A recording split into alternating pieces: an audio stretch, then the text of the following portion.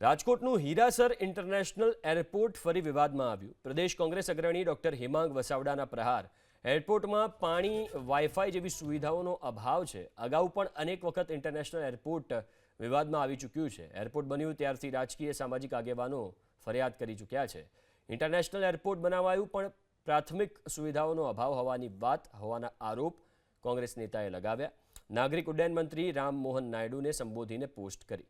326 કરોડના ખર્ચે હીરાસર એરપોર્ટનું નિર્માણ કરાયું છે। વેબસાઇટ ઉપર જે નંબરો છે એ એક પણ નંબર કાં અસ્તિત્વમાં નથી, કાં કોઈ ઉપાડતું નથી। આ પહેલો મોટો પ્રશ્ન થયો છે। એરપોર્ટ એઆઈના જે હેડ છે એઆઈના એના તો કોઈ ડિટેલ વેબસાઇટ ઉપર મૂકવામાં જ નથી આવી, ખાલી નામ લખ્યું છે। પ્રજાના સર્વન્ટ જેને કહેવાય, નોકર, એની માહિતી સંતાડવાનું કારણ શું એ હું સમજ્યો નથી। બીજું, એરપોર્ટની અંદર મોબાઈલના ટાવર મેળવવામાં અને નેટવર્ક મેળવવામાં ખૂબ તકલીફ પડે છે।